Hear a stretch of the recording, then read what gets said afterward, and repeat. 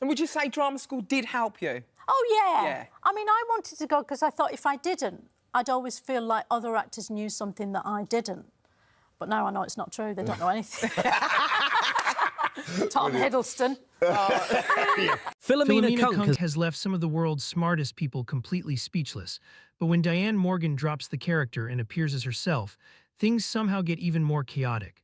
And some of her funniest moments prove she might actually be more dangerous without the script. Funniest. I was at the top of a sand dune, and I thought, I didn't tell anyone I was going to do it. I just thought, this is going to be quite boring, me walking down a sand dune. So I'm just going to fall over.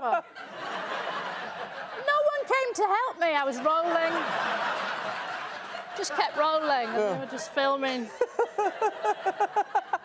I don't know English accents very well. Where are you from? This is a Lancashire accent. Is that up north? It's up north. It's Manchester, near Manchester. Okay, got it, yeah. Oh, some people from Manchester. Yeah. You've just heard of Manchester. Is there a dream ad campaign you'd love to do? Is there someone you'd love to work for? Maybe Asbestos. there's loads of advertisers. Asbestos. I'd like to be the face of asbestos. It's a great future. We're having a lovely time, aren't we? Professional comedians and all that. This is sort of just a distraction for it, isn't it, for people? What is life? No, the show, you know. Oh. Philomena Kunk may be fictional, but Diane Morgan has never made it obvious where the character ends and she begins. So how much of Britain's most unreliable historian is actually an act, and how much is simply Diane being Diane?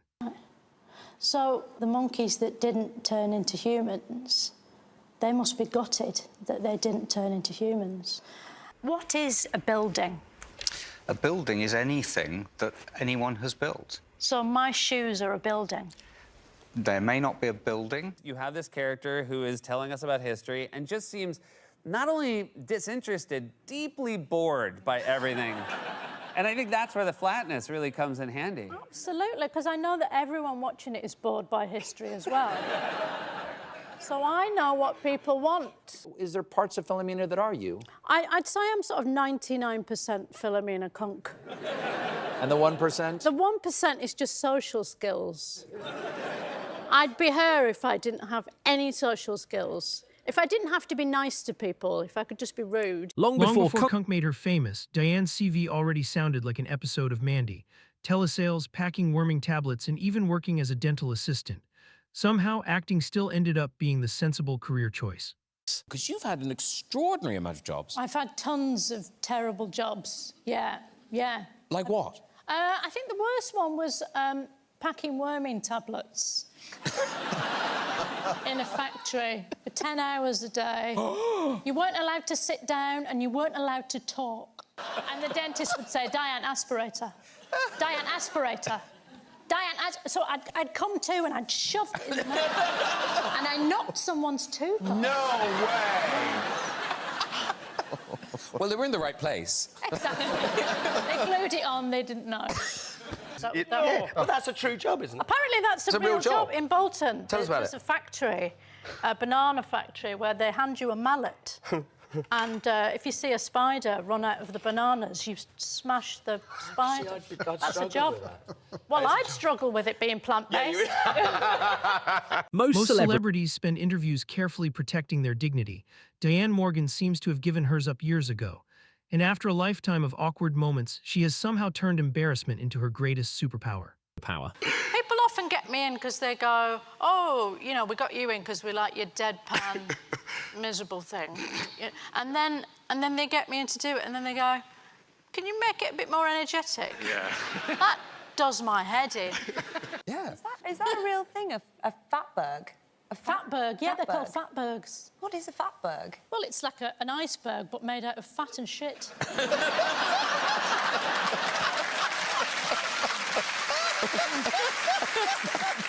You did ask, Daisy.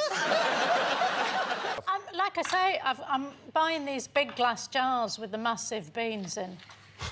And they're really expensive. But, you know, I'm on the telly. I'm earning. Kunk's real superpower isn't ignorance, it's confidence. She can challenge an expert to their face, ask the questions nobody else would dare, and somehow make them feel rude for correcting her. But what really happens when those cameras start rolling? Rolling. I don't think she's rude. Oh, she is. She is? Oh, my God. She just strikes me as, like, sort of unaware of the effect that she's No, gonna she'll have just yawn in someone's face if she's bored. Oh. Which is All right. lovely to do. Yeah.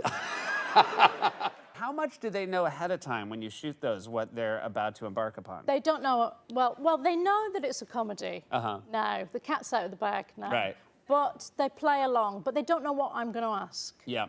So they don't know any of the questions. And it's nice to sort of back people into a corner. Yeah. And watch them struggle. Do you learn? You have to learn a lot to know so little, I would imagine. Do you actually have to study up on the subject to make sure you get it wrong? Or do you really just not know anything? I'd love to say yes, that's true. You actually just don't know anything? I don't know anything. Yeah. We've found a clip of Philomena Kunk expounding on Sherlock. Have you seen this? No. I can't remember what I said. It's all right. I forgive you. It's fine. Whatever it is. It's fine. That wasn't that bad. I was expecting it to be much worse. We cut some of it out. Oh, yeah. Diane is willing to forgive quite a lot, but apparently pulling a rabbit from a hat crosses the line. Of all the people she could possibly despise, magicians have somehow earned her complete and utterly unwavering contempt. Contempt. I think they're quite needy people, generally. Whenever I watch them, I'm never entertained. That's quite a negative review. There was one that I went to a restaurant and there was one that was going between the tables, between courses, and showing you a card trick. And then he'd finish the card trick and he'd wait. And you can't just go.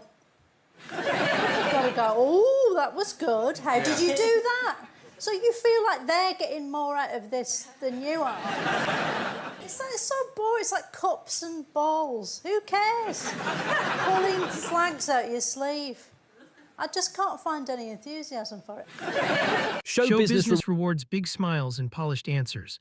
Diane built a career doing almost the exact opposite, weaponizing the awkward stare and embracing tastes so old-fashioned that even her horror films seem to arrive covered in cobwebs. Yeah, I like a vintage horror. Okay. Like Peter Cushing, something with him in. Or a 70s horror, like Carrie, something like that. Yeah, so, yeah. Yeah. Yeah, in about 45 years you can watch this. Yes. Yeah. I think I've just naturally got a face that looks quite miserable in repose, you know, so it's quite useful. And it's quite funny. Just fun. Things are funnier, I think, if they're just delivered completely straight and slightly miserably. Seem to kind of revel in the awkward. Yeah. Because your characters, all the characters you play, are quite awkward. Yeah. I love an awkward silence. Diane says cheese was the hardest part of going vegan, but when Saturday Kitchen served her a vegan cheesecake, one tiny problem became obvious. Her face is completely incapable of pretending to like it. Of lying. I used to love cheese. Not anymore. I don't even think about it now. Really? How was it? Yeah, it's nice. Great! Listen, can't be that fussy. All right. Good. What do you want me to make for Diane at the end of the show? Will it be a food heaven, butterbean curry? If so, I'm going to make a fiery... So I went and I bought some adult nappies and I thought I was getting a pack of 12, but in fact, I got a box of 500. They're still in the garage. But I never deployed it. I just want to say I never deployed it. Okay. On the show. And have you laid down the 450 that you've left? Yeah. They're there when you need them. Exactly. That's what I thought. Planning ahead. After successfully pitching Android to the BBC, Diane discovered one rather inconvenient flaw in her brilliant idea. She would actually have to play the robot herself. Needless to say, she wasn't exactly thrilled about it. You're like, if you don't have kids, you're going to be looked after by a robot when you're older. So I thought that was a really funny idea and I pitched it and they went for it. But now, of course, I've got to play a robot. Yeah. I didn't think it through. But it's just the voice is everything. It's the voice. It's really It's hard. the movement. I know. I don't know what I was thinking. It's so stupid. Well, this is commission now. You're in. You get some of the flawless boy to teach you some... Diane didn't exactly choose comedy so much as get pushed toward it by someone who recognized her talent. But turning that talent into a career required one final lesson, one that show business would teach her again and again. But was it one of your managers, I think, that said that you should get into comedy? Yeah, I was doing telesales and Sean Sinclair was his name.